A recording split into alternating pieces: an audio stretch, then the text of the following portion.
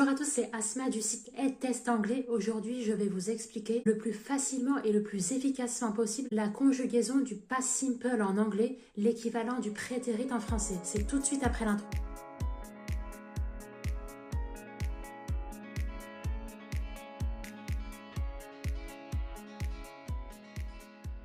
Le past simple en anglais ou prétérit en français est un temps du passé utilisé pour décrire une action qui a eu lieu dans le passé et qui est terminée pour de bon. Pour les verbes réguliers, la conjugaison est très simple. On rajoute à la fin ED sans le tout au début. Contrairement au français où on a à chaque fois 7 terminaisons différentes, là il n'y en a qu'une seule pour tous les pronoms personnels en anglais. Donc avec le verbe to work, ça donne worked à toutes les personnes.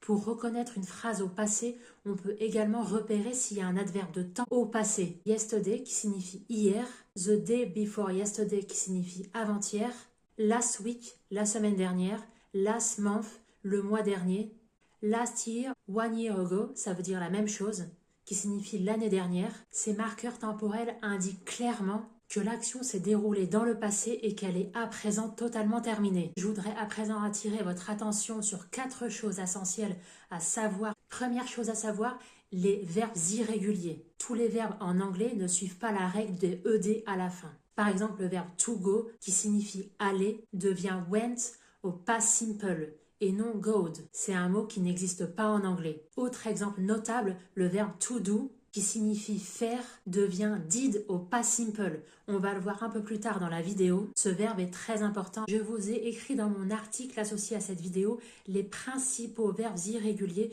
Vous êtes libre d'aller consulter également.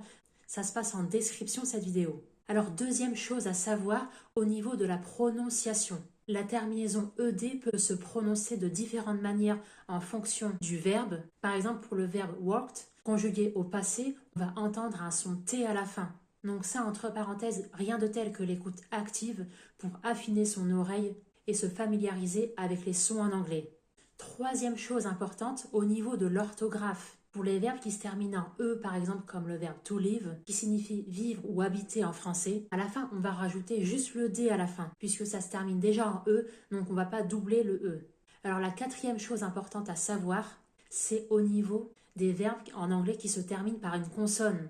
On doit doubler la consonne avant de rajouter ED. Donc par exemple avec le verbe to stop, conjugué au passé, ça va donner stopped avec 2 P à la fin. Et ensuite, la terminaison ED. Donc ça, c'est pour les 4 choses à savoir. Maintenant, au niveau de la forme négative, comment ça se passe? Eh bien, en fait, on doit utiliser l'auxiliaire to do conjugué au past simple. On l'a vu un peu plus tôt dans la vidéo. Donc, did plus le verbe principal à l'infinitif. On ne va pas reconjuguer le verbe to work au passé, vu que did va déjà intégrer la marque du passé. Donc, par exemple, exemple tout simple avec le verbe to work. I didn't work last week.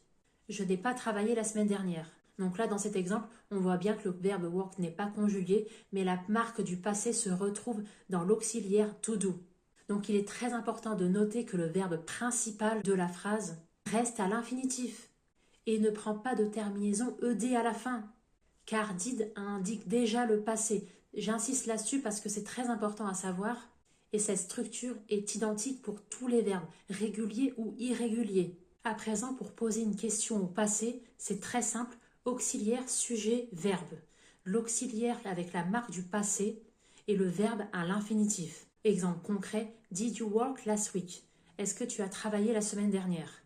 Donc je récapitule, le past simple en anglais, c'est la terminaison ED pour les verbes réguliers, une liste de verbes irréguliers à apprendre par cœur, des connecteurs de temps au passé à identifier pour identifier la phrase au passé. Pour les formes négatives et interrogatives, l'auxiliaire to do conjugué au passé en anglais. N'hésitez pas à compléter cette vidéo avec d'autres ressources. Aussi, si vous préparez le TOEIC, n'hésitez pas à récupérer ma mini-formation offerte. Ça se passe en description de cette vidéo. Je vous aide à préparer cet examen d'anglais tout en apprenant efficacement l'anglais.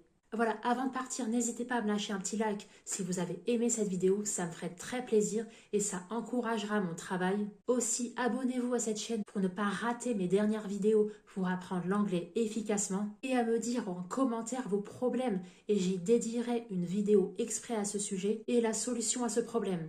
Je vous dis à très vite sur EdTest Anglais.